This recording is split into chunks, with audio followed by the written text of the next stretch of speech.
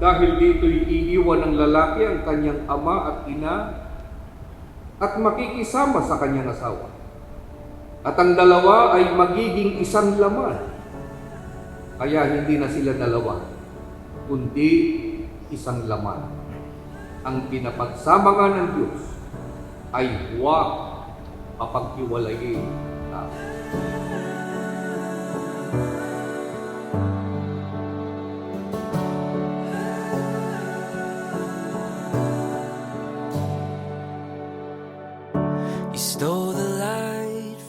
Nag-chat lang siya sa akin. Ni-scroll niya lang. Tapos nakita niya ako. Ay, chat ko nga to. Kasi single naman siya nun. Pagkatapos, after isang linggo, nag-reply siya, hello. Tapos, nag-follow up message ako sa kanya. Sabi ko sa kanya na mas lumalim yung aming pagsasamahan, pagmamahalan. Naging mas malapit kami sa isa't isa.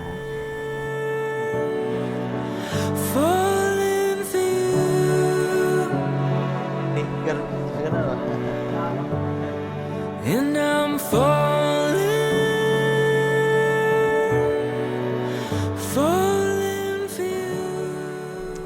pumunta na ako sa kanya sa Davao. Pumunta ako doon after mga 5 months para i-meet yung magulang niya. Yung kapilya na malapit sa kanila para naman formal yung pagpunta ko sa kanila. Siya na yung pakakasalan ko kasi una pa lang, nagpapanatan na kaming dalawa kung sino man yung ibibigay ng ama, siya na yung para sa akin. Kaya, nung dumating siya, sinagot ng ama yung panalangin namin. Kaya, doon ko na pagtanto na siya na talaga yung gusto ko makasama habang buhay.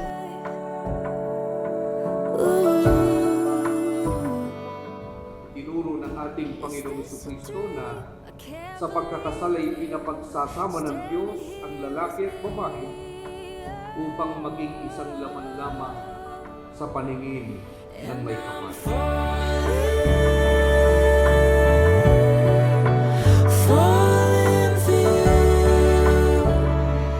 May, ito na ang araw na pinakahihintay natin, ang ating pinapanalangin sa Ama, at pagbuklurin tayong dalawa. Dati pa lang, noong tayo nagsimula, hindi ko akalain na maging totoo ka, kasi nga sa chat lang tayo nagkakilala. Pero dahil rin sa panata at kalooban ng Ama, narito tayo ngayon, magkasama, at magiging panatag, maging isa sa harap niya. Nagkakilala kami ni Jane. Ang totoo niyan, nanalangin muna ako sa Ama. Sabi ko, gusto ko na masettle yung buhay ko. Sabi ko, Ama, pwede ba na bigyan mo na ako ng mapapangasawa? Yung tipong seryoso at hindi laro-laro na. Gusto ko na mag-settle. Our forever, all we've dreamt of, and I never want this Salamat sa iyong mahal ko, napakabuti mong tao. Minahal mo ako, inalagaan, binigay lahat ng gusto. Salamat, my love, sa lahat ng paghihirap, sakripisyo, para maging maayos ang kinabukasan natin. Oh, 'cause we are where we're meant to be. Oh, and I will love you till the end. Lalaking nagmamahal sa kanyang asawa ay nagmamahal sa kanyang sarili. Walang taong namumuhi sa sarili niyang katawan. Pagkus ito'y kinakakain at inaalagaan gaya ng ginagawa ni Kristo sa Iglesia.